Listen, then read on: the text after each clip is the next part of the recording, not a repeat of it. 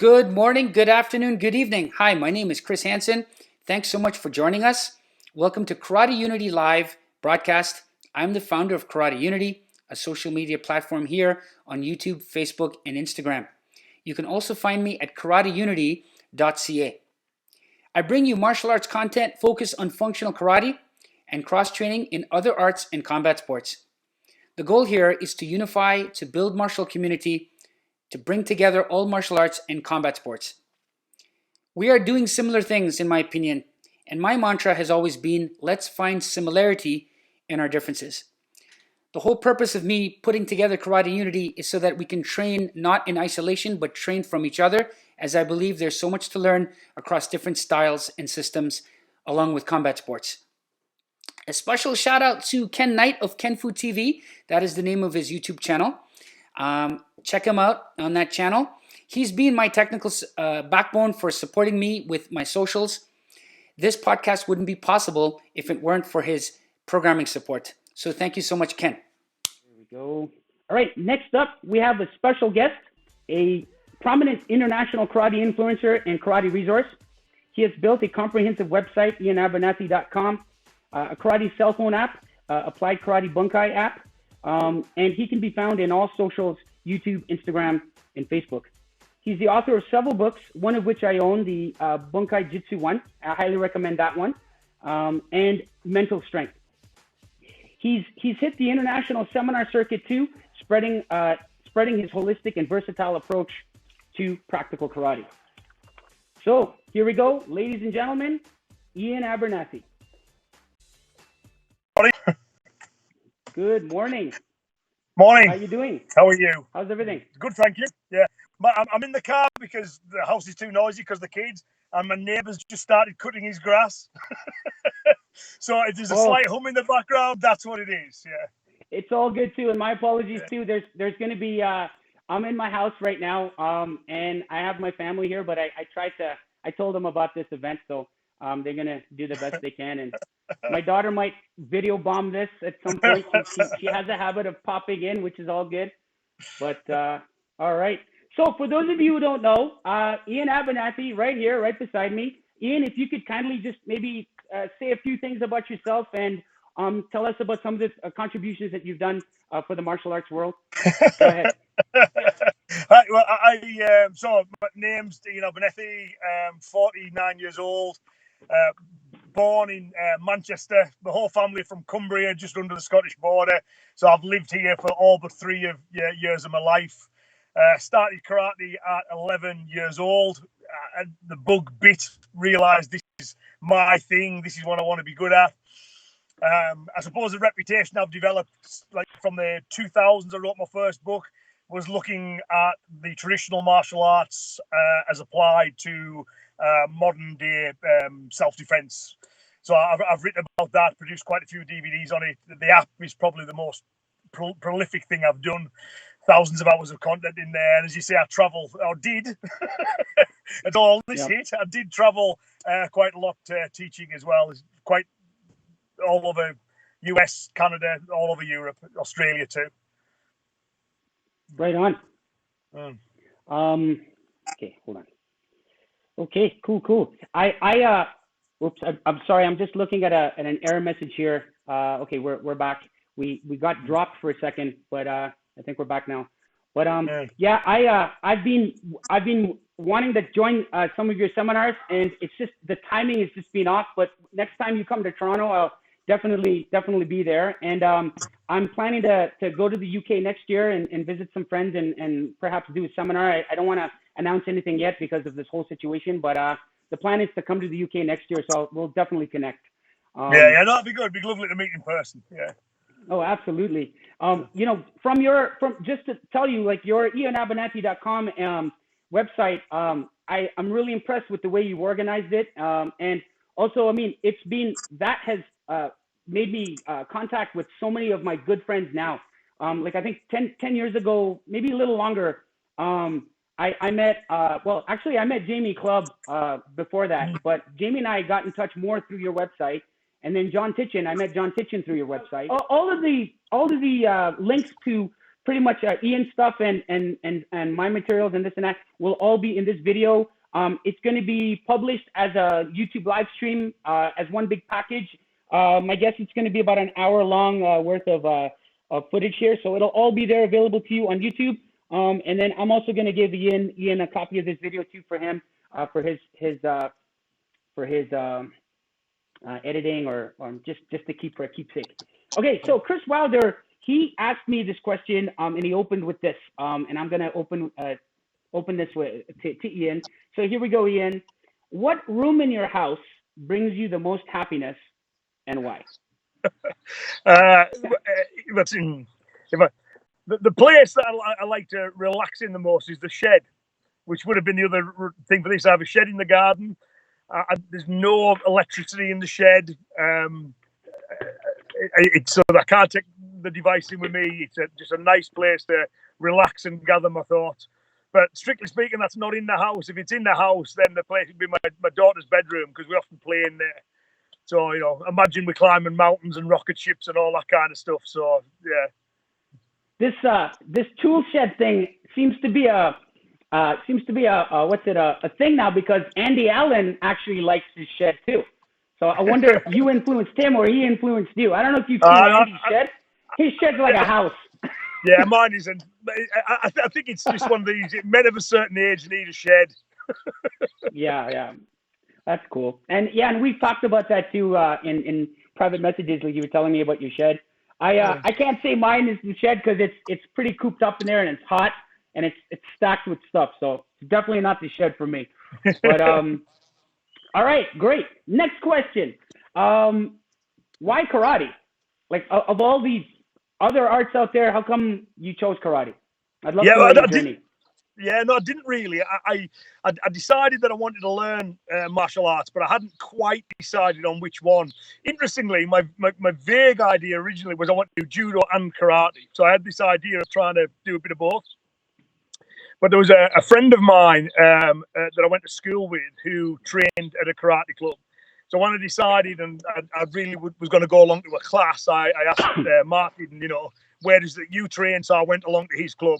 If he had done jiu-jitsu, I'd be doing jiu-jitsu now, or kung fu I'd be doing. It just so happened that I knew a guy who went to a karate class. I went there and I enjoyed that class, And then years later, his children just started training with me. So it's funny how this cycle goes, But that's all it was. I didn't sit down and plan it or pick them all out. I knew I wanted to do some form of martial art. A friend of mine I knew was already doing them. So I said, what are you doing and where? And I went along. I was just really lucky that it happened to be a really good club. So as a result of that, I stayed there and, well, forever. This was and what style was that you started in? Yeah, it was Wado. So in this part of England, so like northwest, you tend to get this thing where like original instructors set up camp, and then pretty much everybody in that area is a student of theirs or a student of a student of theirs. So in this part, there was two main Wado instructors. One being Doug James, who was my instructor. The other one being a guy called Walt Seaton, also a very well-respected instructor. So if you wanted to do karate in this part of the world, and it's pretty much still the same to this day, really, you're going to be doing someone with a Wado background, even if they're not doing pure classical Wado. So. Nice. And I'm assuming you were young, like maybe less than 12 years old when you started? Yeah, I think 11. I think 11. Oh, okay. There or thereabouts, based on the school year. I can't remember the exact date, but it was around there. 11, nearly 12. I started around the same. I started when I was 10 years old. Yeah.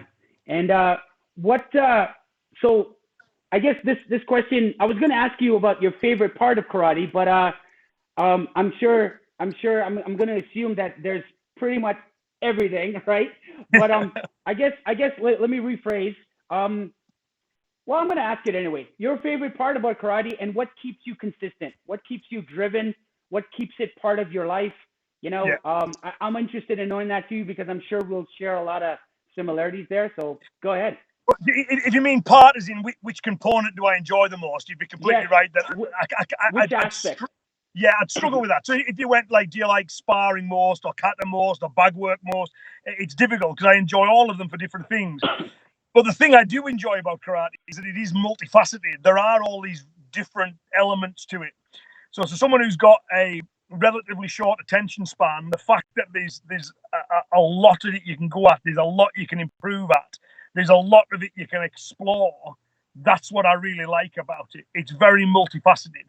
I can work on self-defense techniques, outsparring another person, throwing, kicking, punching, fitness and conditioning, history, art. There's just so many different elements to it that I find it's just got a beautiful, deep texture. And I think that's what keeps me going. There's always something new to learn. I learn something new every week. Yeah, and that's one thing. That's one thing that's really refreshing to see. The whole idea. I want to just capitalize on that. You learn something new every week. I'm telling you right now, just that alone shows, maturity. It shows a growth mindset. I mean, trust me, I wasn't like that before. Like, I want to be honest. Like, I'd say about maybe 25 to 30 years ago, I was kind of stuck in just technical development and I was just in my lane, but it's amazing that the people that you meet along the way, and in particular, one of my senseis, Vic Arnold, he's passed away now. He just says, listen, man, if you, the only way you're going to find something is if you're looking for it. Right. So, I mean, it's so simple, right? So, I mean, I'd like to maybe pick your brain on that. Like, the fact that you're saying, you learn something new every week. I'm assuming that you're doing that because your mind is open and you're looking for new things. Is it? Yeah, and there's definitely that element to it. I want my karate to get better. I think that there are some who get to a certain point where they take a comfort in thinking they know it all. Because, but I've never I've always likened it to like your favorite TV show. So like when it ends, there's almost that sense of disappointment. Oh, I was really enjoying that. Well, I don't want karate to do that for me. I don't ever want to think I've done it. So the fact that there are so many elements to it is what I really like about it. Where you do get some people like, oh, I've learned all the katas, I know everything there is to know. Yeah. I always put Utsuka. So I started in Wado. Utsuka was the founder of Wado. In his book, he talked about Nahanshi kata. This guy was a master grade in jiu-jitsu before he even took up karate. So a really experienced martial artist. And he was talking about Nahanshi, shortest kata we do. And he said, there is something profoundly deep about this kata. It will take more than a lifetime to master. So a guy who's a master in two separate arts, it says the shortest kata he knows will take more than a lifetime to master. So anyone who thinks they know it all, you don't. Oh no! I hope the illusion brings you comfort, but you don't. Yeah, exactly. I mean, I'm willing to say, I mean, that what I don't know can fill a couple of galaxies. You know what I mean? and it's simply because of experience, man. Like, I travel and train internationally and locally, and I'm blessed to meet some amazing people that just simply humble me on the mat. When you like for instance, like really quickly, I trained 14 years in Shorin-ryu, and then in the mix, I think I spoke to you about this. I'm not sure. I met a JKD guy who was a boxer, and he just lit me up in 30 seconds. I was just done, and I had to. That really changed my karate because it brought in alive elements and things like that. And so anyway, this is not about me. This is about you. So I just wanted to ask you. Okay, so I think we can all say, guys, that we're watching here, that if you've been in karate for at least a couple of years, let's just say you reach your 10-year mark, at some point in time, you're going to reach a training plateau. And I know I have. And what I mean by plateau, a training plateau could be experienced by anyone really. But for me, a training plateau would be, a situation where, you put in a lot of time and effort. You put in all your reps. You're so familiar with your curriculum that you're kind of getting bored and unmotivated. So I've reached that stage many times, and I'm not going to share with you how I've broken out of it. Maybe I'll talk about it after. But Iain, I'd like to know, have you reached the training plateau at some point? And if so, what does that mean to you, and how have you transcended that? Yeah, so I think that was more of a thing that used to happen. Obviously, I don't mean I'm continuing improving at a rate, but in the past, I would reach points where training this isn't fun anymore. I don't feel I'm progressing anymore. I'm not enthused about it. And for me, I think if you've got the motivation, then that's a luxury. You really need is a self-discipline. If you just keep going, you'll invariably keep making improvements. But what I try and do is when I start to get that feeling of I'm not enjoying this, you think, okay, well, how can I switch my training up so I start enjoying it again? And again, I think that's a wonderful thing about Christ. So let's say I've been doing a lot of bag work and I start to find it a bit monotonous, right? I'm going to go work my grappling a bit more and I'll ease back on the bag work that little bit. Or if I've been exploring a particular kata and I feel I'm getting a bit stale with it, okay, I'll leave that one. I'll come back to it in 2 weeks. I'm going to go and move away and do something else. So for me, it's just trying to keep moving around. So I'm going forwards, but not always in the same lane. Yeah, I just want to just point something out that I really like, that I've just taken that break. To me is a great solution. So what I'm getting from your answer is, like, you know, how you shuffle things around and you come back. I think, like, I didn't, no one told me that. I just kind of did it by mistake. And it's kind of like writing too. Like I'm a school teacher and I teach, one of the subjects I teach is literature and language to elementary school students here in Toronto, Canada. And I always tell my guys, you know, when we're writing, I say, look, sometimes you'll get a writer's block, right? So jot down what you're thinking at the time and just take a break from it. Just let life happen, go off and do your thing. And then when you come back, you revisit it with a fresh lens, you know, and trust me, some magical things happen when you come back and take a break. When you take a break and come back from it, you're refreshed. So, I mean, do you feel the same way with your karate? Yeah, I do. Yeah, definitely. You know, but then the nice thing about it is because it's all interrelated. So, say for example, I'm getting bored of doing kata, so I decide, you know, I'm enjoying bag work. I'll do a little bit more of that than I have been doing. Well, while I'm doing that bag work, I'm still working on my explosiveness and the movement. So when I go back to the kata, the explosiveness that the bag work has developed will improve the kata. You know what I mean? So it's all kind of intertwined anyway. It's not like if you put something to one side, you suddenly stop improving on that thing. And I think it's like in physical training, you know, they always advise that if you're training in one very specific way repeatedly, it can limit your training. You know, they always talk about confusing the body, you know, and I think you've got to do the same thing mentally as well. Just keep mixing up that little bit, but you still got those central threads that you're progressing along. You know, so it's got to be fun. If it's not fun, people won't do it. You know, I mean, you can push through for a while, but at some point there's got to be, yeah, I enjoyed that. And if you're missing that, you've got to find how we're going to get that back. Yeah, no, for sure. I mean, I see that in the school environment I'm in right now. I mean, kids are hooked on things that they have fun with, and you know, we're basically given specific directives to make the curriculum entertaining. You know, and I mean, you know, without watering it down, of course, but yeah, you know, that engagement piece is important, I think, for all assets of activities, and definitely the martial arts. So now, for sure, good point, man. Yeah, totally agree. One of my instructors had a great phrase where he said, and he was an excellent teacher, and he said, a good teaching is 80% training, 20% entertaining. You know, which I always really liked. You see, so at the seminars, you know, people know I'll do this. I'll start telling stories and jokes and stuff. They've all got a point, but rather than just illustrate something in a dry way, if you can make it fun. Yeah, people enjoy it more and they get the information. You know? And I think for martial artists, sometimes we're so serious that we don't want to admit that we enjoy what we do. I mean, you know, it's no, we've got to stand there looking all dour and serious. You know, we can smile, we can have jokes, and still take it seriously and make progress. You know, it doesn't need to be boring. Oh no, I totally agree. And I mean, and when you do that too, it gives that human element to everyone. You know, it breaks the ice. And you know, we call in the education world, like we call it, well, not only the education world, you've heard the term icebreakers, right? So I mean, these are great icebreakers, you know, for everyone. It just levels the playing field. I mean, it's got to be that way, man. I find, you know, when you teach that way, and when you go to seminars where people are doing that too, it just makes you want to come back. It makes you want to go back to your own practice and just keep playing too, right? I mean, for sure. So the next thing I wanted to talk about some of your products and some of the things that you're doing. So the first thing is, I really like your website, and I've spoken to you about that before. I've been my apologies, I haven't been as active. There was one point, I don't know if you remember, like about at least 10 years ago, I was really active on there and putting all kinds of stuff on there. And I had a YouTube channel too way back called Real Martial Arts.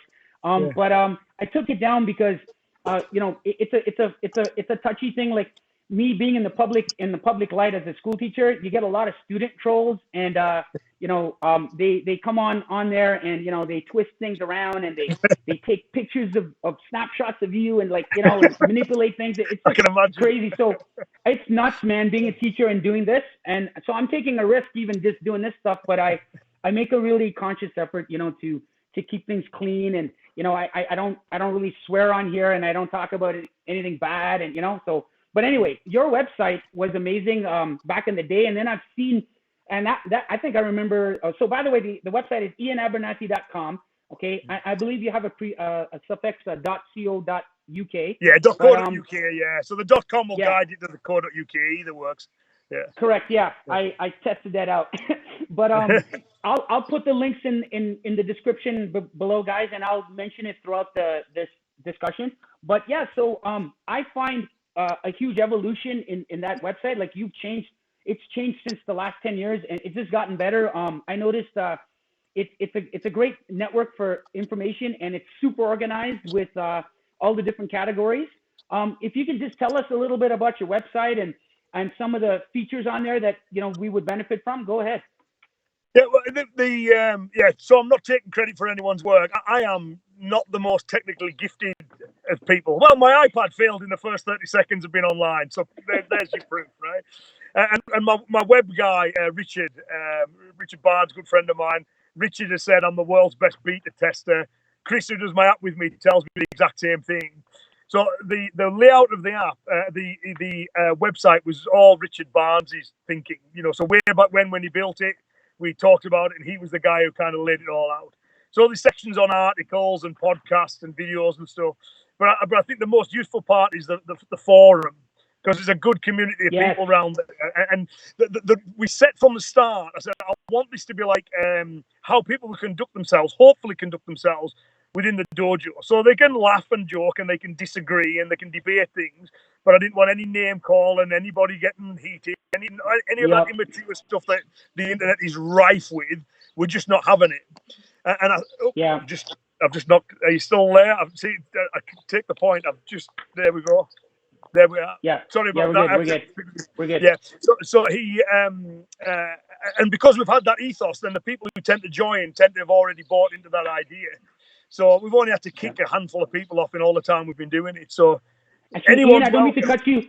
Ian, I don't mean to cut you. Can you either position your phone so it's okay, hold on, right? No. Hold on 1 second. Move. No, now you're off the screen. 1 second.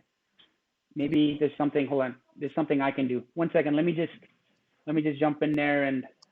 That's because the Twitter notification came up, and I went to knock it off. So I'll keep my hands to myself. We're good. Thanks, Ken. Yeah.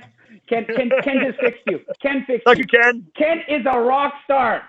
Okay, check out Ken Fu TV. Ken Knight, check him out. He's awesome. He's the backbone behind this. So thank you, Ken.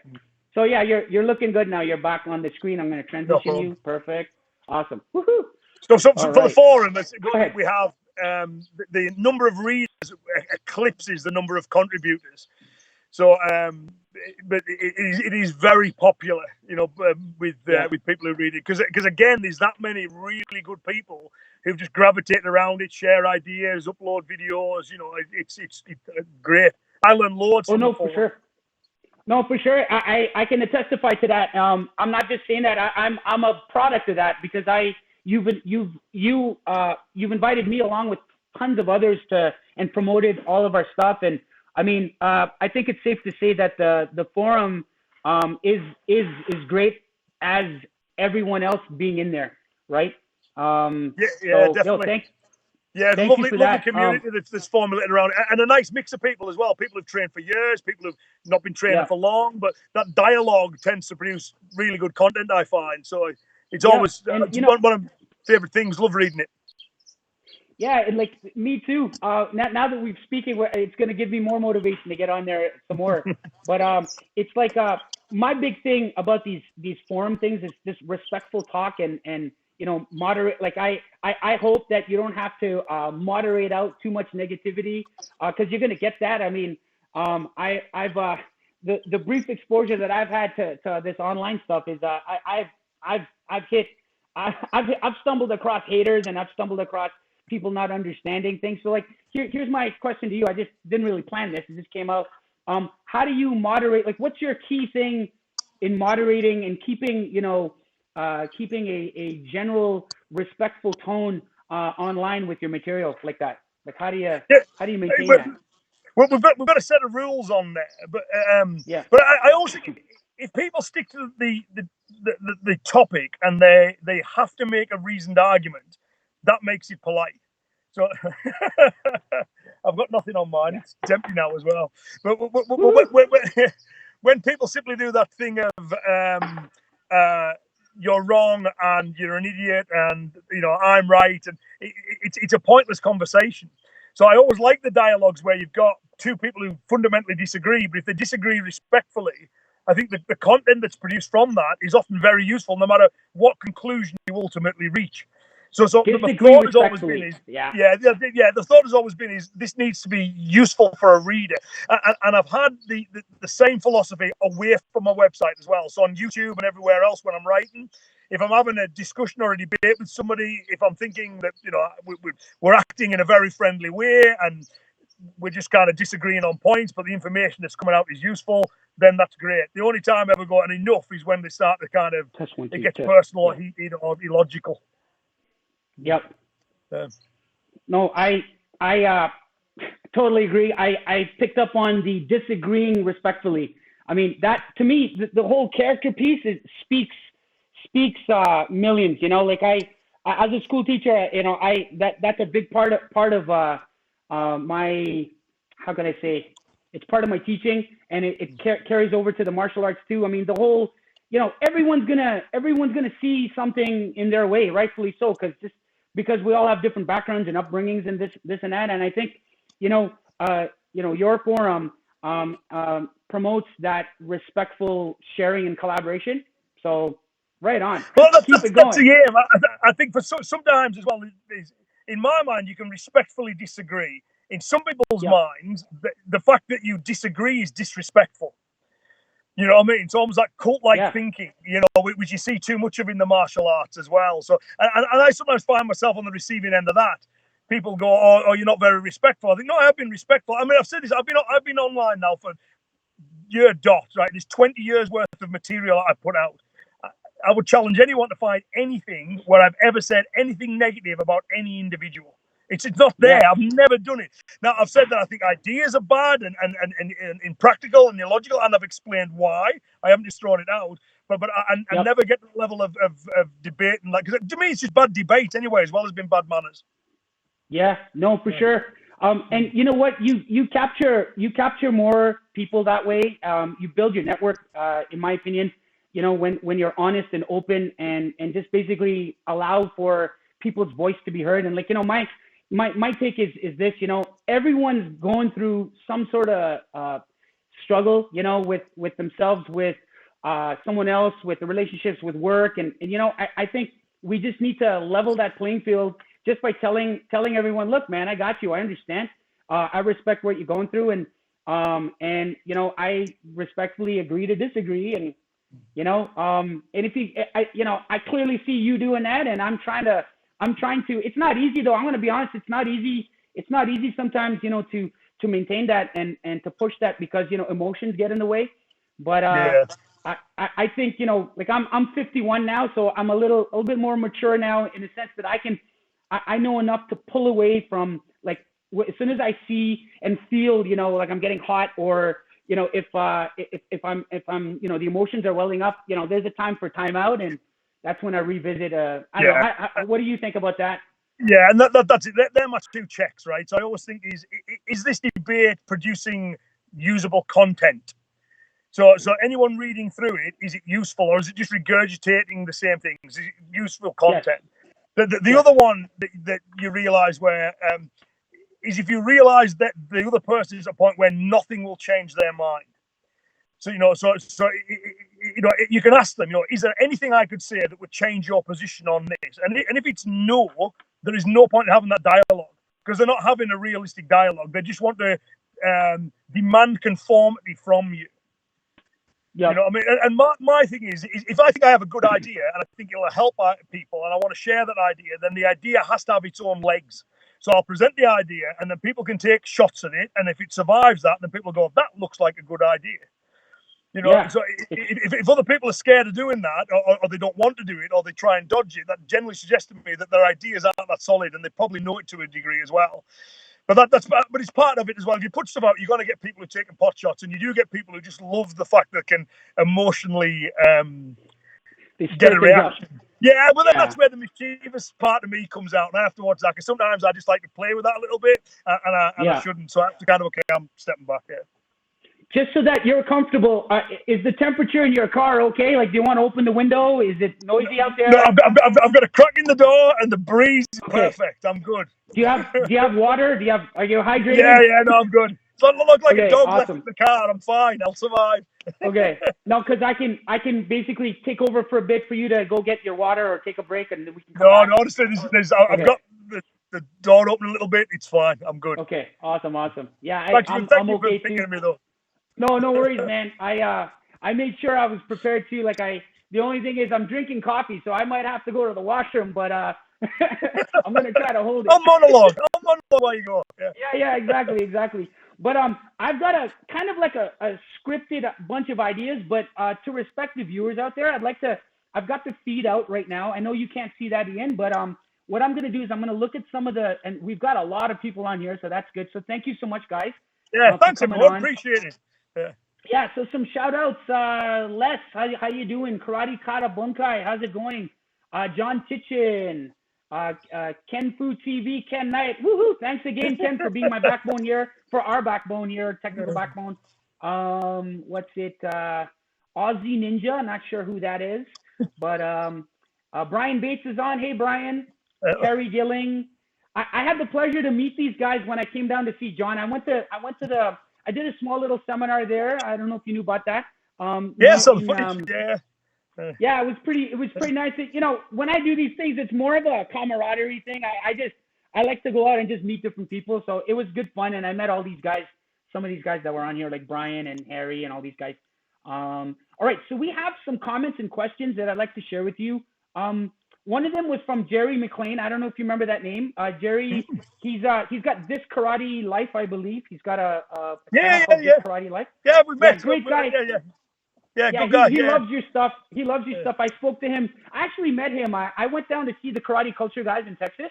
I stayed with Michael there. Michael Aaron. He's the founder of that organization, and I stayed with him. And then I met this gentleman over here, and he has a question. He says he always wondered why you never collaborated with Lee Morrison of the Combatives World. Well, this is the thing. Me and I've got a really good photograph which I'll have to share of me and Lee when we were both a lot younger at a BCA training course before Lee started throwing out all his material before I did. So I've known Lee quite a long time because in the late 1990s, the British Combat Association courses, I was there and Lee was always there. There was something about his presence even then. So we haven't really talked much in recent years, but I really like his stuff, So it's no reason why I wouldn't. But again, Lee's doing his thing, and I guess I'm doing mine. But we have very different styles of delivery, though. I once got a compliment when I was teaching the US, and someone said, "You're the only British guy who never swears a lot on camera." So I thought, I wonder who you could be referring to. You know what I mean? So. Yeah. Okay, so that was that one. Let's see. I'm scrolling through some here. Daniel Marino. I think you know him because he's met. I know Daniel really well. Yeah, great guy. We've been collaborating, talking, and this and that. He's got a good mind and direction on what he's doing. He says, podcasting great as well. He says here, even in the last 5 years that I've been involved in the practical karate movement, I've seen a huge increase in the number of people involved. Where do you guys think it's all going? So go ahead. I'll leave that up to you. You can answer Yeah, that one. the one thing I'm always mindful of is there's certain things I can watch, so I can see, like for example, similar like web traffic increasing, and I can see followers increasing. I can see that style of content getting more and more popular. And I can certainly see when I was traveling on the seminars and stuff, you certainly see more people showing up and more requests for them. So, but I'm also aware that the danger is, of course, I'm moving the circles that I'm moving, so I might be getting a slightly skewed view because I spend all my time with practical karate. But I'm pretty confident based on the things that I can be sure about that, and I think that he's probably right. I think it's been a slow increase, but I think over the last 5 years or so, it's starting to really rock it up. And I've always said, you know, I think you give it another 5 years, providing we're still allowed to train holding one another. Yeah, yeah. Viruses permitting. I think it'll be the mainstream view. I hope that in like maybe 20 years, people look back and they go, you know, karate got a little bit weird for a few decades, but it's now back on track and it's back being you know, what it should be, respected martial art. You know. Yeah, no, for sure. Thank you for that. We've got another question for Harry Gilling. I think you know him as well. I think he's in Brian's club. How has age? I like this question because if you don't mind, I'll answer. I like to put my 2 cents in there too at some point. But I definitely want this is definitely catered to you. I think. So how has age changed your training and outlook in the martial arts? Recently. Yeah. Because I've probably been in a state of denial for 15 years when I'm still trying to train like I did when I was in my 20s. Yeah. And then what started happening was I started to get shoulder injuries with the ones I started to notice. My daughter just walking past the car there. Okay. And so over the last maybe 12 months, we're talking that recent. In the last 12 months or so, I've started to realize, right, where I used to see my body as it was my enemy. So if my body couldn't do something, I will make it do it. Whereas now I'm going to realize that we need a slightly better relationship. So I need to listen to my body when it talks to me. Otherwise, I'm going to ruin the longevity. So there's certain, I listen to my body more. I accept that there's this, because I was still chasing personal bests I set in my 20s, 18 months ago. Yeah. You know, and realizing that, you know, I am now very close to 50. My mission now is to be the fittest 50-year-old I can be. Right on, brother. I'm not trying to be. I'm joining you on that. Iain in his 20s. But the thing is, as well, that Iain in his 20s wasn't as experienced as me and didn't know as much as me. So you know, so I still think my karate overall is better, even though that younger Iain was more physically capable than maybe than I am. You know. Yeah, no, for sure. I mean, but you know, the younger Iain. I mean, if you didn't have that spunk, I mean, you wouldn't be who you are right now, right? I mean, I feel the same way. Like I'm 51 right now, and injuries is your best friend in a way because it teaches you a lot of things. Like I've done karate for a long time. Currently, the home that I'm at right now, like the training place that I gravitate more towards is. I train out of an MMA gym, and my coach, he's very holistic. So like he understands my karate background. So it's cool. He adapts a lot of the things that I've done. He doesn't know kata and all that kind of stuff, but he really understands biomechanical movement and principles. And it's really cool. He actually helps me with my karate through, you know, an MMA format, you know. But the thing is, in that kind of environment, oh man, like, I think I'm the oldest student there. There's guys there that are like, oh man, I think the average age there is like 20. You know, and I'm sparring guys and training with guys, even just drill sequences with guys that are preparing for fights and this and that. And oh man, I've learned to pre-tap. I've learned to like tap out early. I've learned to like go light. And I don't know. I'd like your opinion on that. Like, you know, in terms of training partners and this and that. You know, at being my age or I should say our age, I mean, I pick and choose now who I want to train with because, you know, like you said, like just to point out what you said, I like the word you said, it's training longevity. I liked how you said that. Like that's like, I think martial arts is a marathon, man. So, you know, picking your training partners, if you would like to talk about that. Like I pick and choose guys that are not going to hurt me, guys that want to help me grow, and vice versa. What's your take on that? Yeah, no, I did the same. I mean, I look at like Peter Consterdine, who's one of my main instructors, mentors. Peter's in his 70s and still super crazy fit. And it's because he's always trained smart. He trains hard, but smart, smart with it. So it's the same thing. I can't think of. I don't think amongst my circle I haven't got anyone that I wouldn't train with. So maybe I've just been lucky there. But if I did have somebody who was not able to kind of train safely, then I'm not going to risk busting my knee up because some guy can't control his emotions or his technique or anything like that. I want to be doing this till the day I drop. Like Peter Consterdine said, he goes, I want to die mid-roundhouse. I think that's a great ambition. I'll share that.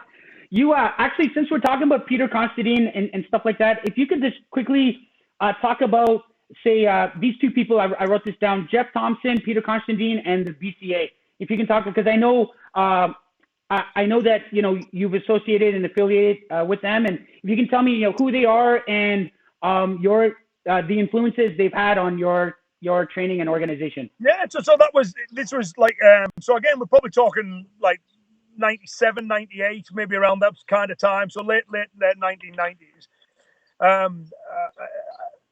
That was when Geoff Thompson, who was a bouncer for 10 years in Coventry, started writing a series of books about how traditional martial arts in general, weren't specific enough to deal with the needs of self-defense.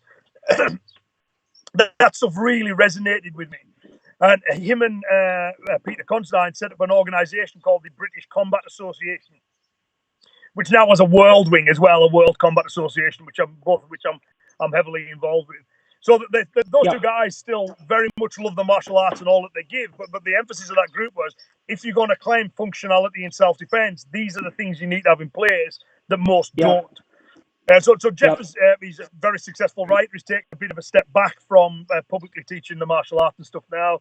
Peter's still very much active. Again, he's the head of the BCA, the WCA as well. And then again, that we're talking about the shift to the more pragmatic karate. The BCA was originally set up to be a self-defense focused group. So I joined that while I still had all my affiliations to the karate group. But Peter told me, he says, we suddenly realized the membership was what he called disenfranchised traditionalists. So it was martial artists who wanted to do things in a more practical way, but found their own groups were too restrictive. So I struggle now to think. I can't think of anybody, that you get in the UK who is not part of the BCA or a friend of the BCA's that's teaching karate of this type. You see, so we've just all kind of communicated, and that was because of Geoff and Peter kind of dropped the bomb, and I kind of caught the wave that resulted from it, you see. So I was, but yeah, I've been hugely influential on me and martial arts generally, I think. Yeah, I came across Geoff Thompson's stuff. I mean, oh my gosh, like about 20 years ago, maybe even longer than that. His whole Animal Day concepts and all these kind of things. I just the methodologies. Like I went through a part of my martial art training where, I'm going to be honest, guys, in front of the whole world here, there was a point in my training where I thought karate was useless. And it's only because, my lack of knowledge and I was reaching a plateau, as I mentioned earlier. And so I kind of gravitated towards the reality-based stuff, the RBSV world. And I came across Geoff Thompson's work. And I don't know if you heard, I think you know this man. He's a Canadian man too, Richard Dimitri. Yeah, Richard Dimitri. Don't know him personally, but I'm well aware of his work. Yeah. Right, and one of actually there was an anthology that oh my gosh, what's his name? It's a U.S. Oh man, I'm doing a brain fade here. It was an anthology. Oh man, it's a red book. It's called Fighters Fact. Yeah, Lauren Christensen. Lauren Christensen. Thank you. Yeah, I have that book. I know the book. Yeah. Yes, you're in there. You're in there. Yeah, I'm the second chapter. My face is getting stamped on the cover. Yes. I love that book. I've got I think there's Fighters Fact book 1 and 2, and then there's the solo training series. Anyway, where was I going with this? Oh man, I lost my train of thought here. You're talking about Geoff Richard Dimitri. yeah. Yes, Richard was in that. And you were in that. There were, I think, Chris Wilder, I believe, was in that. Lawrence Kane. Lots of some really cool material. So at that point in my life, I kind of went towards the reality-based stuff, and that's when I didn't think about kata anymore, and I just started looking at the works of these guys. But then, I looked at their backgrounds, and I'm thinking, these guys are all karate guys. A lot of these guys are karate guys, and they're talking about taking kata as a tool. So I'm thinking, oh man, kata as a tool. I never thought about it that way. I used to think of kata as just like, that's the way to do it. That's, a very stringent, alphabetic kind of way to do it. So anyway, I just wanted to share that with you.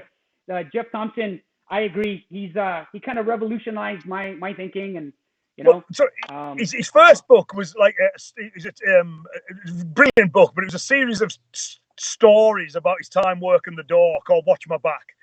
And his first instructional book was one called Pavement Arena. So in that Pavement Arena book, there is a chapter on kata and how useful kata can be. But it's like anything else; it's useful or useless. It can be both. Depends what you do with it, So I think sometimes people go, kata's useless. I go, okay, what do you mean by kata? Because I may agree or disagree. We need to define terms, Yes. And I mean, like, since we're talking about kata, I mean, I don't mean to, like, if I were to say that kata, okay, let me just get to the point. To me, kata is kind of like a toolbox of how could I say, of keyhones. It's just a bunch of tools, and it's delivered, downloaded to us, by the masters. It was kind of like the masters' internet, so to speak, at the time, their delivery system to get ideas and concepts really out there.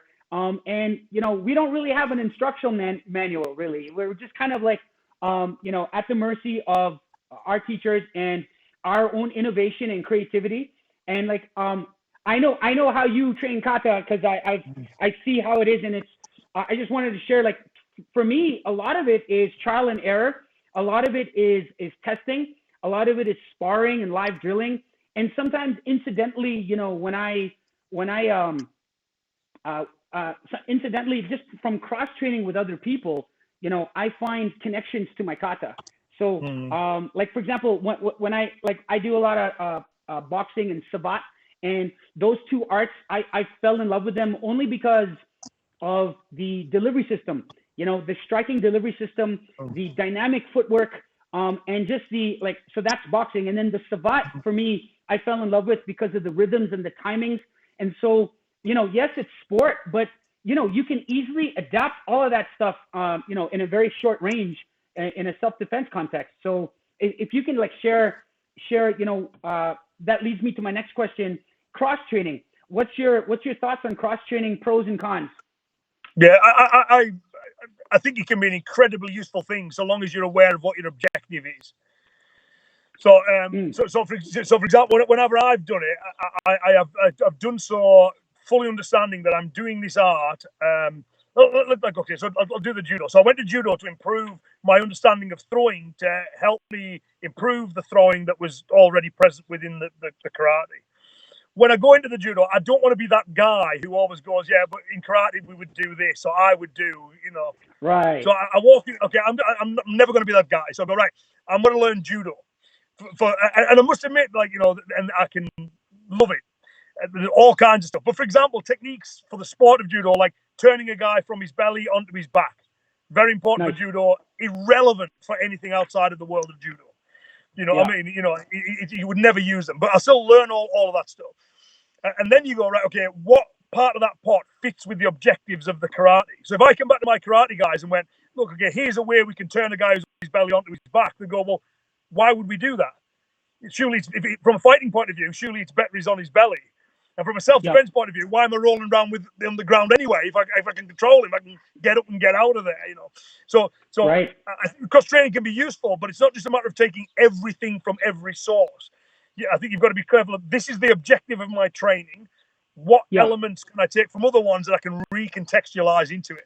And if you can do that, it's massively useful. And it's not just the techniques either; it's training methods and all kinds of stuff. You can gain so much from studying systems. Yeah. I love how you said that. Like I was just thinking, you know, so if I were to summarize and just add on, I think we need to be surgical in our choices. You know, when we pick a particular art to cross train in, you got to know your why. Like, so for me, I mean, I'm very surgical when I associate or train with something. You know, I want to know there's a reason for it. I mean, and one of the reasons sometimes is just to hang out with some friends that are, you know, I might not ever use it again. I just want to just hang out, right? But it's a combination of both. Like, so for me, like I love boxing. I love everything about boxing. I love Savate, submission grappling, and you know, despite all the bashing that people have done with Krav Maga, there's some, like, you know, there's good and bad and everything. I really love Krav Maga for its synthesis, like the way they've synthesized a lot of the stuff that you and I have been doing for years. You know, like they put it together in a very, very quick, easy to pick up kind of format.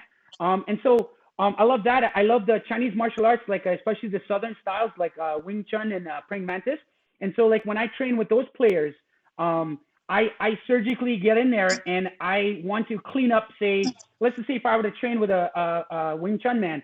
And by the way, I have a lot of good friends that are Wing Chunners and Kung Fu guys. And when I go in and train with those guys, I'm going in there for two reasons. I haven't seen them in a while. And reason number two, to strategically and surgically pick up an attribute, you know, and like, you know, Wing Chun, they love to do that center line piece. And they've got like, you know, the Fuk Sao, you know, and the Larp Sao, you know, the pulling and grabbing. And so when I see all that kind of stuff, I'm thinking immediately my head's exploding and I'm making all these interconnections to Hikite. I'm thinking of center line striking. I'm thinking crashing and bashing. I'm thinking Naihanshi, but I'm looking at it from a Wing Chun lens to inform my karate. So I don't know, what's your thoughts on that? Yeah, no, well, again, Peter Consterdine, he studied Wing Chun in Hong Kong. You know, he's, again, for the same reason, he felt the karate as he was doing it at the time, which was very full contact, sport-based stuff. So he felt it lacked that kind of close range element. So he goes to learn Wing Chun. And then again, when he contextualizes it back into the karate, you see. It doesn't all. So if you ask Peter what his Wing Chun is, he'll say it's adapted Wing Chun. Because there's certain elements that don't transpose across due to the different ways that you move, the different striking, the different objectives. The other thing that all martial arts do as well, which we have to be mindful of, is that all of them have an inward focus at a given point. So, like, if you go to, like, karate guys start wanting to outfight karate guys. Taekwondo guys want to out-kick other Taekwondo guys. Wing Chun guys want to out-trap other Wing Chun guys. So at a certain point, you go, unless I was playing this game with a willing participant, the skills are now no longer valid. Same groundwork, same again. So, like, if you think of high-level groundwork you find in judo or Brazilian jiu-jitsu, unless you say, I want to have a bout with this person, isn't really relevant. So, again, it's what's relevant to training. But I'm with you completely. Like, so long as you have a why, it doesn't matter what that why is. So it could be, I find this fun, it's interesting, it's enjoyable, the people I do it with are fun. So long as you've got a clear why, and I think what we're really bad for, and we do ourselves a disservice with this, is we always feel that self-defense is the gold standard and it's the only valid thing. So people go, would this work in the street, whatever that's supposed to represent? And if it doesn't, then there's somehow something wrong with it. Well, I do all kinds of things where I go, and I know this is not relevant to self-defense, but I know what is relevant to self-defense. So, you know, this fancy kicking thing, I love it for what it is. I don't need to push it in over here where it doesn't belong. Because if I do that, I'm doing a disservice to the other side of the martial arts, and I'm making my self-defense less effective by putting things in there that have no business being in there. So I think so long as you've got a clear idea of why you're doing it and you can contextualize, it's all good. Yeah, no, I have nothing but smiles because, you know, when you tell me this stuff, I'm telling you, like, oh my gosh, in fact, all of the guys that are really close to me in my network of martial artists, they speak the same tune. You know, I'm just gonna give a shout out to one of my JKD friends there, Mark Medeiros. We had what you just said kind of took me back to a conversation we had, and he basically says, know your why. Just know your why. You got to know your why. And when you do that, then that opens you up to training with so many people, you know, on a respectful level, and you know, vice versa. And if both sides kind of know their whys, then I think that's how we can healthily, you know, promote martial arts. Like, you know, like the whole JKD. Like, to me, I find you know, like the stuff that you're doing, and the stuff that all your associates are doing, it's kind of like, you know, and not to belittle it, I'm just kind of just making a connection to it. JKD, we're JKDing the heck out of what we're doing. We're absorbing what is useful. We're rejecting what is useless, and we're adapting and making things our own, right? Yeah. Which I agree, but I think that concept. I mean, Bruce Lee obviously expressed it beautifully, but yeah. What remind me? You've got the 3 words on your Karate Unity logo. What are those again? So you've got yeah, just put it up there. So I can't quite read it. Yeah. So there we go. Learn, create, and I can't quite make the last one out. Liberate. Liberate. Right. So that's I mean that's the same thing. And I've heard it. That we are in traditional Japanese martial arts. We have that shu-hari idea: copy, divert, transcend. When my daughter, when we were looking at the nursery we're going to take her to, I'll walk into the classroom and the teacher's got written on the board: imitate, innovate, invent. Yes. So I went, that's it again. So I think any process of learning, you take the knowledge that someone else has already acquired for you. We don't need to start from scratch with every generation. No field of study does that. You then test it, empirically see what works for you, see how you can improve on it, and then you make your own contributions to it. So and I think that this is where traditional martial arts often go wrong, is they get stuck in the first phase. It's copy. What do you mean you want to change it? That's blasphemy. You know, and that's never the way it was supposed to be. The irony is as well, people go, I want to keep my style pure. And you go, well, where did your style come from? Well, this master invented it. Well, he didn't keep things pure, did he? Because he went, okay, I'm going to call this. He's going to put a label on it. So that cycle should be, we should all be JKDing it, because it's fundamental to all martial arts, I think, or should be. Yeah, I mean, 100%. It's transferable to that learning paradigm. I mean, I've had 2 careers in my life. This is my last career, I hope. My first career was I was a software developer. I would develop code solutions, in particular barcoding solutions for supply chain management and stuff like that. It was a really stressful job. And then, you know, then I migrated into teaching, and I've been doing that for the last, I'd say 14 to 16 years ish, right? The reason why I mention that is because all throughout those two careers, there was lots of learning involved, industry-based learning that I had to do, learn about various softwares and engineering and development protocols and all these things. And now with teaching, we had a lot of PD, a lot of personal development on, teaching methodologies and how to even learn and teach, learning and teaching. Like, teaching is learning and learning is teaching. That's the way I see it. But the point is, the shu-hari concept, to me, like, now that I'm aware of it in the martial art world, I mean, I'm just saying, like, duh, of course, that's how things should be. You think about it, like, from a human development point of view. I mean, look, we're babies. We can't express ourselves in language, so we cry and this and that. But once we learn a language, or once we learn some biomechanical principles of walking and this and that, there's testing of that. Like, we'll walk a certain way, we'll fall. And then naturally as a human being, we'll learn from that. We'll get hurt, we'll cry, and we'll naturally as a human being make adjustments, right? So to me, this process you're telling me is getting me excited to share this, because I think the martial art world needs to be like, that needs to be pushed out there. Like, look, let's go back to how we are naturally, Yeah. But the thing I find, and that's bang on that, I love the analogy of the children as well. That really works, I think. But there's this strange idea that it's somehow, especially in the traditional world, that you're saying you know better than the previous generation. So who are you to question Master such and such? Well, I'm not. The John of Salisbury, right? So there's a quote where he said, "If I can see so far, it's because I am as a dwarf standing on the shoulders of giants." Nice. Right? So and I think that's it. So if you can see a little bit further, it's not because you're a giant, it's because the previous generation have elevated you to a certain point. So modern day physicists are doing cutting edge research, but that's because the likes of Newton and Einstein did things prior. So we're not betraying our legacy, we're fulfilling it. You know, I mean, how disappointed would you imagine if Newton could come back alive today and he can't wait to see all the new scientific discoveries? He says, well, what have you done? Nothing. We have preserved Newton Rue. Newton Rue was perfect. We thought you'd want it kept the same. You know, and I can't believe any of the old masters would want it kept identical because they didn't keep it identical. Funakoshi said it. Times change, the world changed, and martial arts must change too. So that's traditional. The idea of traditional being unchanging is not. That's a pseudo tradition. That's modern. The true tradition changes. The true tradition evolves. I always liken it to a tree, right? So a tree needs strong roots, but the whole purpose of those strong roots is to give it grounding, but also to encourage new growth. It draws the nutrients for new growth from the roots. So that's what we should do in our karate. I fulfill my traditional roots by producing new growth. We should all do it. Oh, that is really well said. I concur. That's at least I concur. Okay. The thing is, since we're talking about masters and stuff like that, I figured I'll throw a fun little question out there. Okay, so we're gonna play a game of let's be the master. Okay, so by the power invested in me in Karate Unity, Iain Abernethy now is Choki Motobu.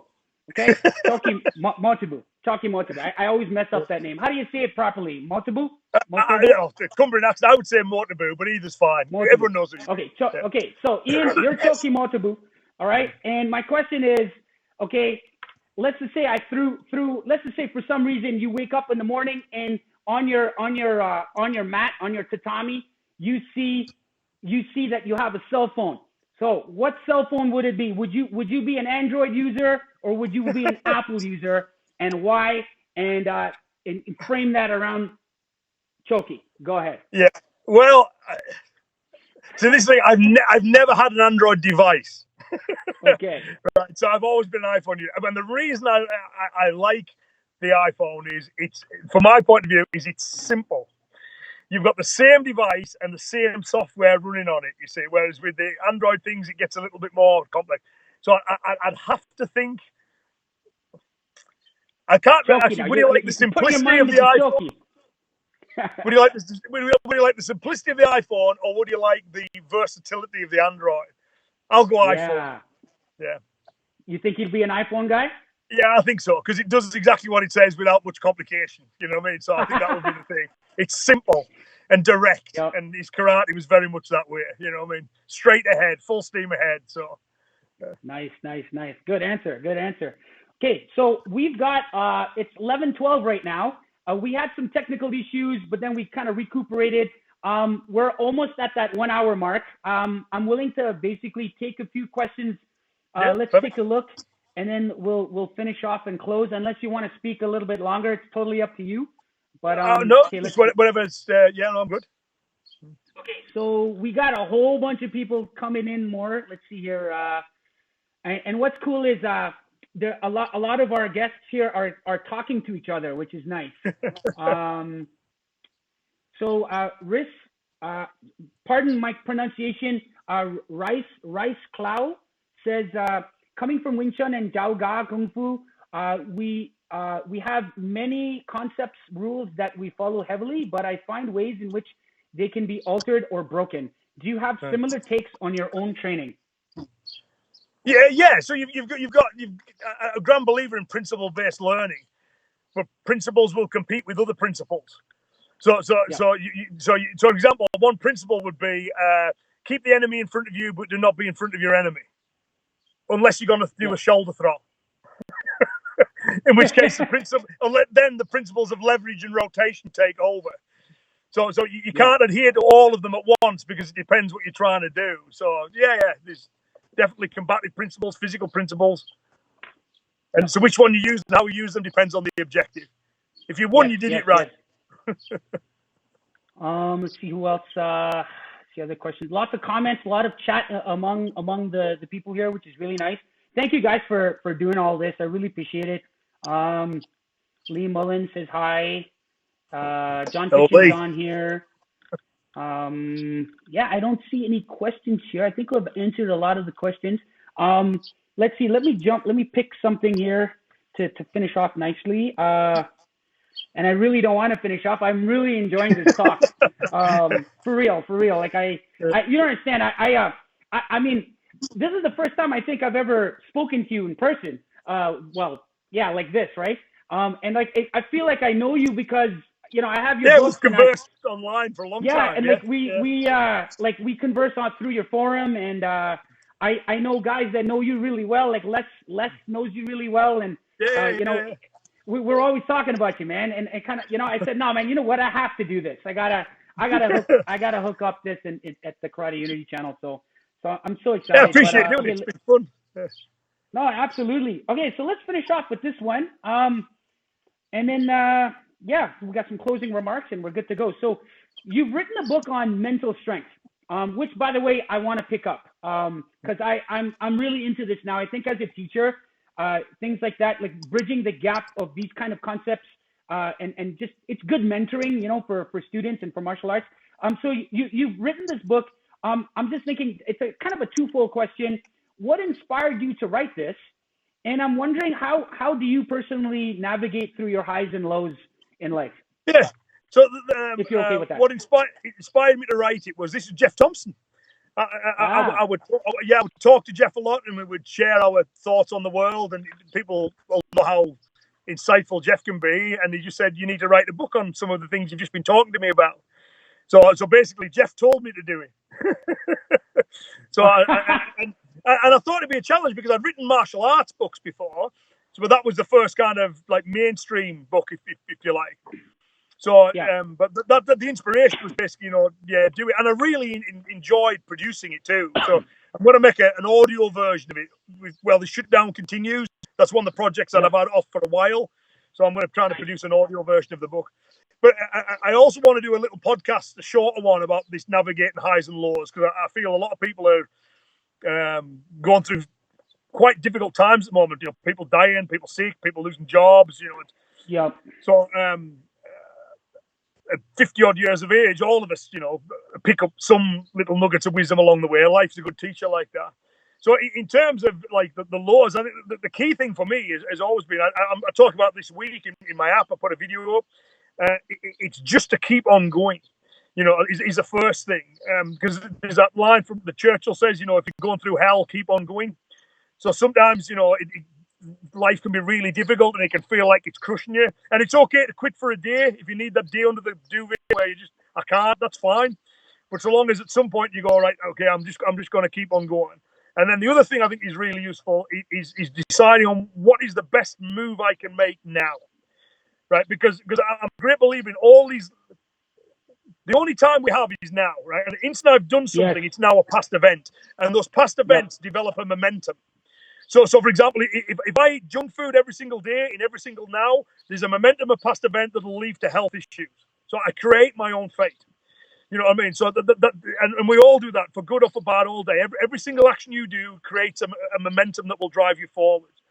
So when you're in these dark times, it's like, what's the best move I can make now to get me to where I want to be? Now that best move might be get out of bed and get showered, or have something to eat, cook some food, depending on how bad you're feeling, right? But I think so long as you always do what's the best move I can make today, you're far more likely to get a successful outcome than not. You don't have to do everything in one go. It's these little things, and for me in these dark times, just doing the little things. I was talking on the thing as well. I think in these like, and anchoring, for me, my training is my anchor. So when there's turbulent seas and there's everything, I'll train. Becky tells me all the time, she can see I'm wound up about something or thinking something. She go, Iain, go train. And I hit the bag and do some kata, throw some weights around, and I'm the Dalai Lama. I'm a different guy. Sure. Yeah, training has been a big thing for me. But that would be for the lows, you know what I mean? And for the highs as well is like that enjoy them, because nothing is permanent, and that's for better or for worse. So the bit, when life is good, make sure you enjoy every single second of it, because it's not going to stay that way forever. And if life is bad, don't worry about it, because it's not going to stay that way forever. Right? Everything passes. Amazing. My takeaways from your answer is basically live in the now. Live in the now. Go through it and enjoy the highs. Because life is so short, man. Oh man, I want to talk all day to you. Wait, just on that one as well. Just add on that because I do like that phrase. People go like, "Live in the now, live every day as if it's your last." But if you truly did that, it would be your last day. It would be. It would be. Yeah. So yeah, it's realizing, like enjoy it, but that I think that thought of this idea of the now becoming a past event, and the momentum of past events is what determines your future. I think that can be a really useful way of thinking. It's certainly been very useful for me. Amazing. Oh man, this has been great. Well, guys, we've come to an end to our show. Iain, thank you so much for your time. I hope the audience. Thanks for organising it. Oh, thank you. I hope the audience enjoyed it as much as I did. And guys, don't forget to follow Iain for some amazing karate content on iainabernethy.com and Iain Abernethy on all the socials, Instagram, Facebook, and YouTube. I'll put all of that information and all the plugs in there in the description. And once again, all of this will be pretty much available to you as soon as I click on this. It'll be all up there. And if you like this show and you want more content on functional karate and cross training, follow me on Karate Unity on YouTube, Facebook, and Instagram, and check out my website, which I just have up just recently, karateunity.ca. Thanks, guys. Chris Hanson here is signing out, and have a great day. Thank you, Iain. I really appreciate that. And thank you, Chris. Thanks, everybody. All right. Yeah, we're pretty much done. Whew. So I just want to make sure that